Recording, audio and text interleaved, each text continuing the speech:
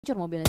Ya, satu pemain tadi kalau kita lihat terkena tembakan demi tembakan, tapi saat ini kita juga berpindah menuju ke arah point of view dari seorang Nerpeko mendapatkan satu pemain Bonafide. Tim yang baru saja menjegal Ion, ternyata mereka juga terjegal oleh RRQ Ryu. Ini adalah Jedafu dari match Miramar sebelumnya. Tadi melibatkan Ion, BTR dan juga EVOS. Saat ini melibatkan Ion, Bonafide dan juga RRQ. Tapi bedanya ini nggak langsung tabrak aja lah Ya. gitu kan. Masih ada jeda atau distance di antara mereka juga yang membuat mereka nggak bakal langsung 4v4 situation atau close combat di satu rumah.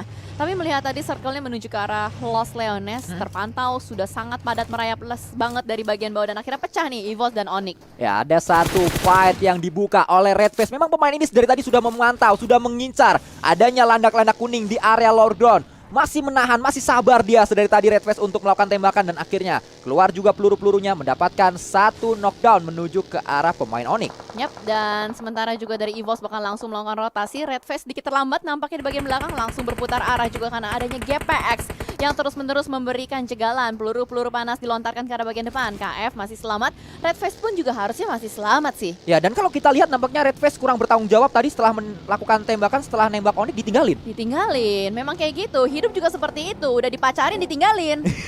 Cuma nembak doang. Tapi kita juga saat ini terus memantau adanya pemain GPX yang nampaknya saat ini bergerak, mereka terus berputar-putar di tempat ini. GPX mendengar adanya EVOS yang melakukan tembakan dan mereka datang. Ini juga terjadi terus-menerus di hari ini, Cijel. Ada yang lakukan tembakan, bukannya menghindari tembakan tersebut, justru ingin coba join fight di area-area pertempuran. Ya kayaknya ini lagi meta third party banget deh. Karena bisa dibilang kalau third party kan lu kayak bisa membunuh tanpa menyentuh. Widih. Ya. Dari kejauhan aja gitu kan, gak harus lu terlibat di dalamnya. Lu bisa mengganggu pergerakan siapapun yang ada di dalam lagi melakukan close combat. Dan Skylight kali ini berada di bagian gunung tinggi dari Los Leones. Ya, kali ini kita lihat duel M24 antara Ucup dan juga Ikyar karena Ucup juga ada M24 di tangannya, melakukan sebuah pick, melakukan tembakan. Ini dia duel yang pastinya sangat seru sekali. Siapa yang akan mendapatkan knockdown dengan M24 ini akan kita lihat bersama. Adu sniper, dua pemain dari tim yang berbeda. Bonafide berhadapan dengan Skylight Gaming. 3 peluru ada di M24 dari Ikyar. 3 peluru terakhir karena tadi dia sudah melakukan 2 tembakan, 1 pick tipis dari Ucup, tapi gagal kembali Ikyar untuk melakukan tembakan menuju dirinya. Yap, dan harus melakukan reload terlebih dahulu juga. Ini namanya adu mekanik sniper ya, antara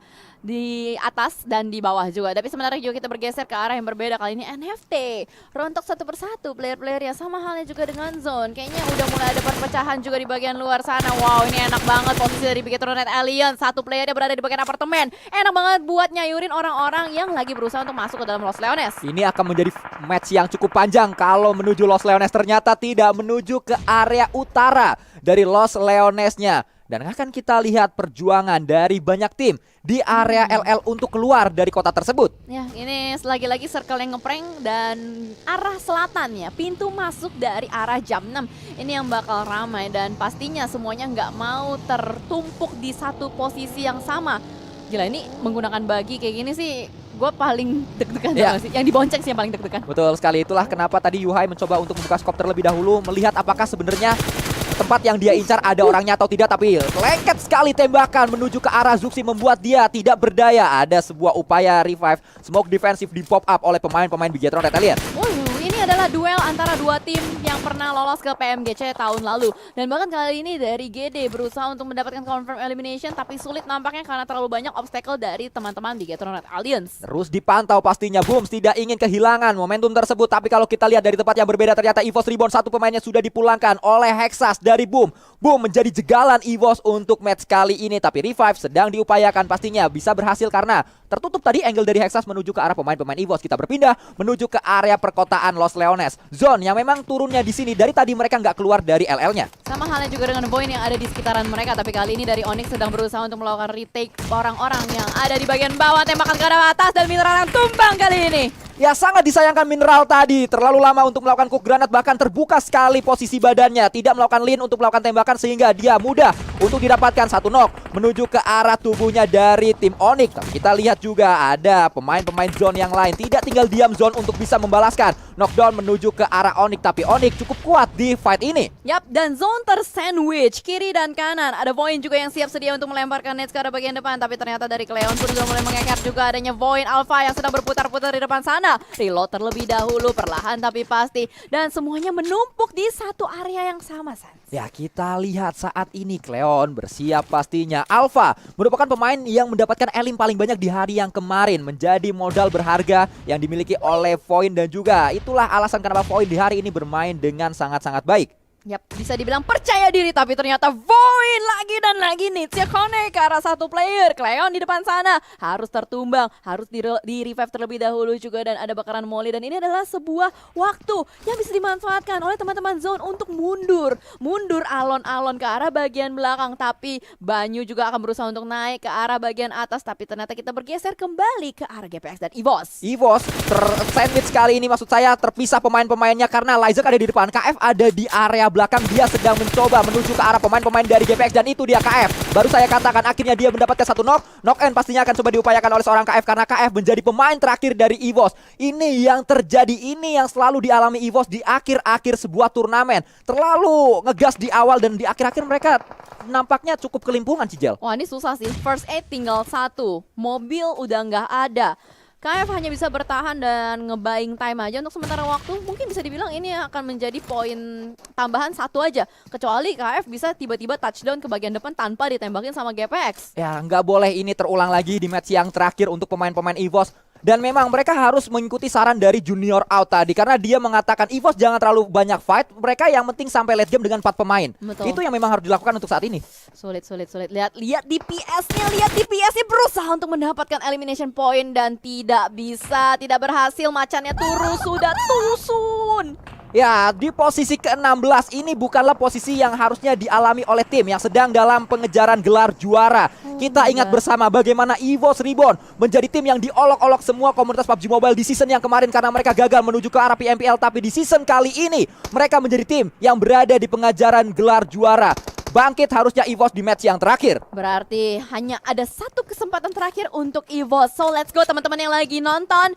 Kalau misalkan kalian lagi mendukung salah satu tim yang sedang berlaga di Grand Final PMPL ID Spring kali ini, jangan lupa untuk dipencet tombol like-nya, diramaikan kembali kolom komentarnya supaya semakin pecah. Ya, tapi kita beranjak menuju point of view dari Yuhai, pemain-pemain Bigetron Red Alliance. Ini juga merupakan tim yang sedang dalam kritik. Banyak komunitas PUBG Mobile Indonesia mengatakan Bigetron sudah kehilangan magisnya, sudah kehilangan momentumnya, tapi mereka membuktikan kembali mereka belum habis. Mereka masih memiliki empower yang luar biasa untuk bisa menjadi calon juara di season kali ini. Lewat begitu saja pemain Onyx tanpa adanya tembakan dari Alter Ego. Wey, buset, lewat gak permisi, turun juga dari bagian mobil. Bunny Hop masih bisa selamat untuk seorang Nick, tapi ternyata ada Void dari bagian belakang juga siap untuk menyambut player-player dari Onyx. Oh my god, rotasi Onyx teracak-acak begitu saja. Mantul. Banyaknya peluru dan mantul, apa itu tadi yang mantul? Granat tadi menuju ke arah pemain-pemain Onyx. Harus berhati-hati Onyx karena kalau kita lihat saat ini, atau poin maksud saya, karena datang juga tiba-tiba NFT menuju ke tempat yang sama, tapi Nuk juga join the fight. Ini ada 4 tim melakukan fight di titik yang sama, Cijel. Semuanya masuk dari pintu masuk yang sama di arah jam 6 dan semuanya bertumpuk.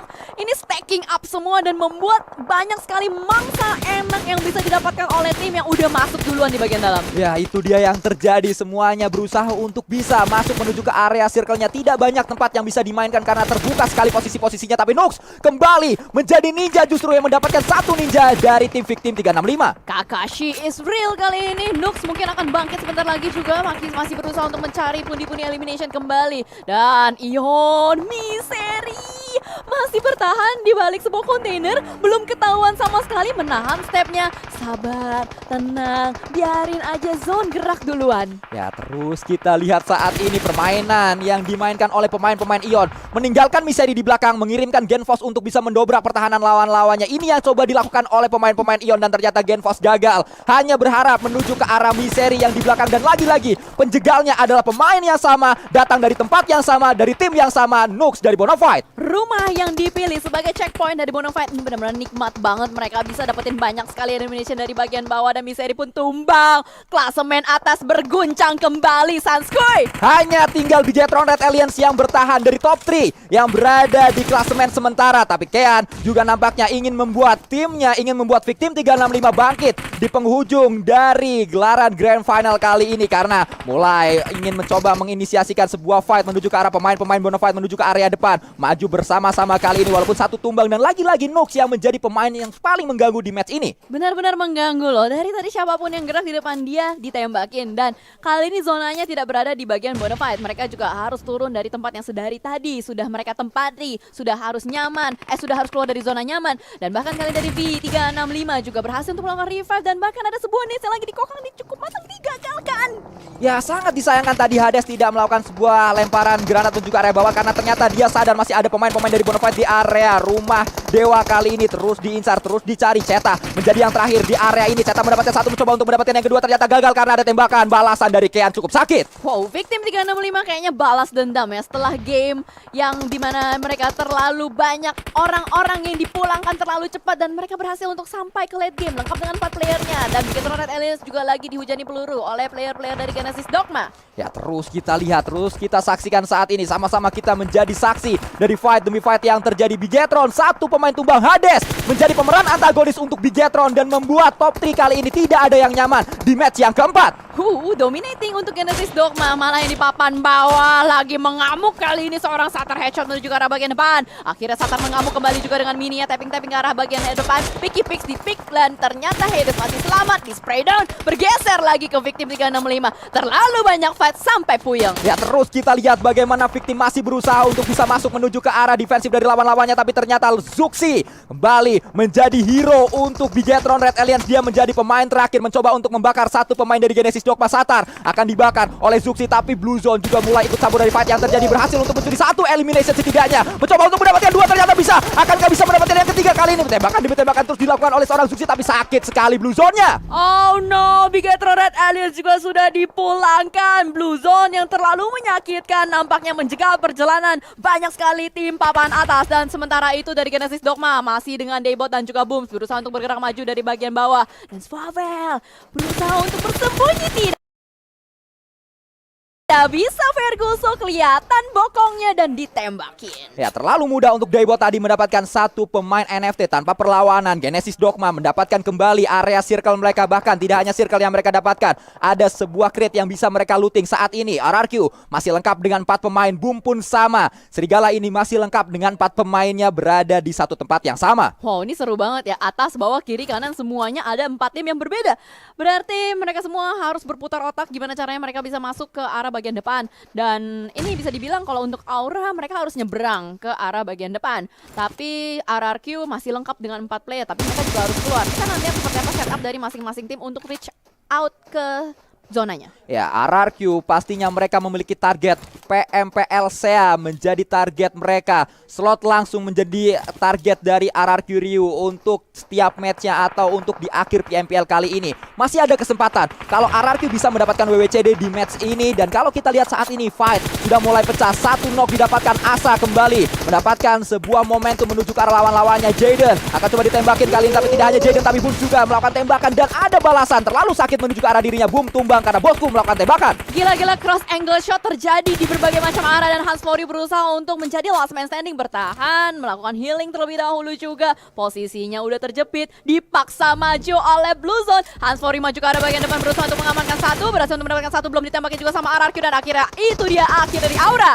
Ya kita lihat ending match kali ini gacor, itu yang bisa saya katakan karena memang semuanya melakukan tembakan. Satu tim melawan 2 tim yang berbeda, bahkan tembakan kembali dilakukan oleh Nerpeko mendapatkan satu, mencoba untuk mendapatkan yang kedua dan akhirnya RRQ Ryula yang mendapatkan winner chicken dinner. WWCD pertama akhirnya didapatkan oleh RRQ Ryu oleh sebuah spray yang sangat luar biasa dari Nerpeko. Itu kelihatan banget kepercayaan diri dari Nerpeko, benar-benar to the moon banget karena hanya dengan satu tembakan ditarik ke kiri langsung bisa mendapatkan 2 dan itu adalah WWCD yang sangat cepat prosesnya. Jadi buat teman-teman semua yang lagi nonton, kalau kalian merasa ini sangat panas, let's go, ditambahin lagi likes-nya, dipencet lagi tombol likes-nya karena 1 like sama dengan 1 doa tim kalian juara. Itu dia gacor, itu yang terjadi di ending